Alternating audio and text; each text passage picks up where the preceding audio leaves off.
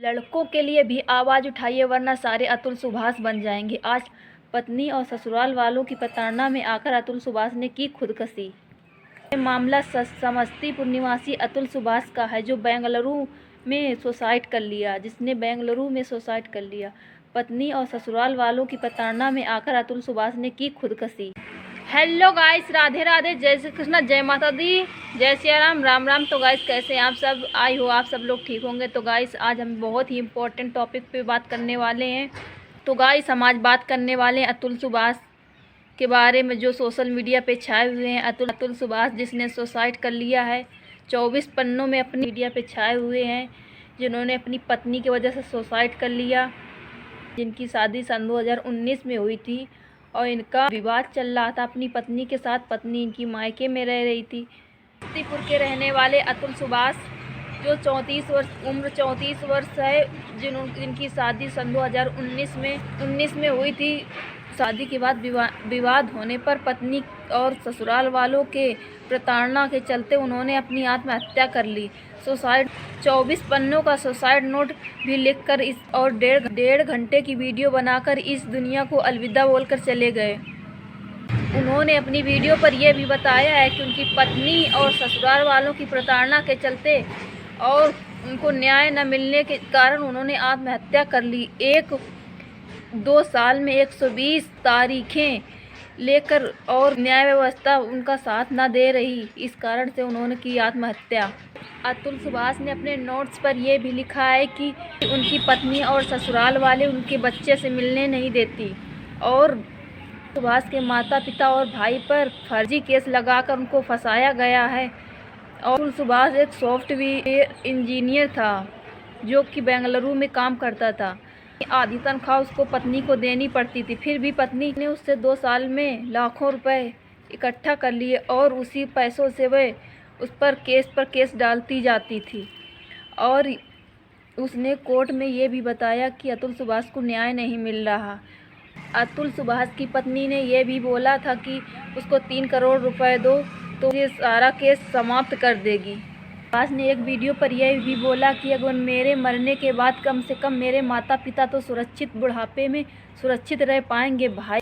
अतुल सुभाष ने वीडियो पर यह भी बोला कि उसकी आखिरी इच्छा ये भी है जब तक उसको न्याय न मिले तब तक उसको शव को हाथ न लगाया जाए, और मेरे माता पिता को न्याय मिल जाता है तो इसके हमारी उस लाश की अस्थियों को कोर्ट के बाहर किसी गटर में बहा दिया जाए। अपनी पत्नी और ससुराल वालों से तंग आकर अतुल सुभाष ने किया सुसाइड।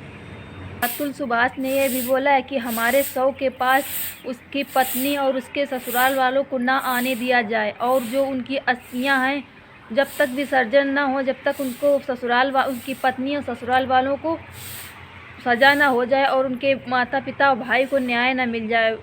अतुल सुभाष ने यह भी बोला है कि उनकी अस्थियां तब तक विसर्जन न की जाए जब तक कि उनके माता पिता को न्याय न मिल जाए। और सुसाइड नोट के मुताबिक उसकी पत्नी निकिता एक IT कंपनी में जॉब करती थी। 2021 में बेटे को लेकर पत्नी उसके मायके चली गई। जाने के बाद उसने दहेज उत्पीड़न का मुकदमा भी दर्ज करा दिया उसके माता पिता, भाई और अतुल सुभाष के ऊपर, जिसके चलते परिवार वाले बहुत ही परेशान हो गए और एक एक करके उसने 9 मुकदमे दर्ज कराए अतुल सुभाष के ऊपर और उसकी फैमिली के ऊपर। जिस साइड नोट में अतुल सुभाष ने यह भी बताया है कि उसे 40,000 रुपये भत्ता अपनी पत्नी को देना पड़ता था और 2 लाख और उससे मांग की। उससे परेशान होकर उसने सुसाइड करने की ठानी और बेंगलुरु में उसने फांसी के फंदे पर लटक कर अपनी जान दे दी। पत्नी की प्रताड़ना और घूसखोरी से तंग आकर अतुल सुभाष ने चुना मौत का रास्ता। लड़कों के लिए भी आवाज़ उठाइए वरना सारे अतुल सुभाष बन जाएंगे। आज हाँ, आप लोगों ने बिल्कुल सही सुना। आजकल सारे जगह पर लड़के ही गलत नहीं होते, बहुत सारी लड़कियां ऐसी भी होती हैं जो पैसों के लिए ही शादी करती हैं। शादी करने के बाद लड़कों वालों का जीना हराम कर देती हैं, जैसा कि अतुल सुभाष का और अतुल सुभाष के परिवार वालों का हुआ। हर जगह पर लड़के ही गलत नहीं होते, लड़के वालों की फैमिली नहीं गलत होती है। जैसा कि देख सकते हो अतुल सुभाष के यहाँ हुआ। अतुल सुभाष की पत्नी निकिता ने किया पैसों के लिए शादी करके शादी के बाद विवाद करना शुरू कर दिया। नियम भी लागू कर देना चाहिए सरकार को। अगर लड़का गलत पाया जाए तो उसको सज़ा दी जाए, अगर लड़की गलत पाई जाए तो उसको भी सज़ा दी जाए बराबर की, क्योंकि बराबर की हकदार है। शायद ये हमारी बात बहुत सारे लोगों को बुरी भी लगे, लेकिन आज के युग में बहुत सारी लड़कियां ऐसी भी हैं जो सिर्फ पैसों के लिए शादी कर रही हैं, और शादी के बाद साल जाने के बाद वो ससुराल वालों को किसी न किसी बहाने में आकर तंग करना शुरू कर देती है, जिसके चलते ससुराल वाले टेंशन में आ जाते हैं। और इतना ही नहीं, हर जगह पर लड़का ही गलत नहीं होता। बहुत सारे मामले ऐसे भी देखने को मिल रहे हैं कि शादी के बाद लड़कियां भी लड़के वालों की फैमिली का जीना हराम कर देती हैं। आजकल हमारे भारत में बहुत सारे ऐसे केसेस देखने को मिल रहे हैं जो कि फर्जी हैं, सिर्फ पैसों की लालच में करती हैं शादी, उसके बाद ससुराल वालों को तंग करना शुरू कर देती हैं। सरकार को भी नया नियम लागू कर देना चाहिए। अगर लड़की दोषी पाई जाती है तो बराबर सज़ा की बराबर हकदार वो भी है। जैसे कि लड़का को सज़ा दी जाती है वैसे भी लड़की को सज़ा दी जाए। आप लोग अगर हमारी बातों से सहमत हैं तो वीडियो को ज़्यादा से ज़्यादा शेयर करें। बहुत सारी लड़कियां हमारे भारत में ऐसे भी हैं कि सिर्फ पैसों के लिए शादी करती हैं। जहां उनको पैसा ना मिला तो वह ससुराल वालों में दहेज प्रताड़ना का आरोप लगाकर उन पर केस दर्ज करा देती हैं। सारे लड़के ही गलत नहीं होती हैं, बहुत सारी लड़कियां भी गलत होती हैं, जिनके चलते पूरे समाज को बिगाड़ करके रखा है। खुद गलत होकर इल्ज़ाम पूरा ससुराल वालों पर रख देती हैं। ऐसा नहीं होना चाहिए। सरकार को इस पर बड़ा कदम उठाना चाहिए ताकि लड़कियों को भी सज़ा मिल सके। अगर लड़का बेगुनाह है तो उसको बेगुनाह साबित भी किया जाए, और लड़की गलत है तो उसको भी सज़ा दी जाए। हमारी लड़कियों से यही अनुरोध है कि अगर आपको शादी पैसों के लिए ही करनी है तो खुद कमाओ ना, किसी का घर क्यों बर्बाद कर रही हो। अगर किसी का घर बर्बाद करने से क्या मिलता है। आप अगर किसी का घर बर्बाद कर रही हो तो तुम भी खुश नहीं रह पाओगी।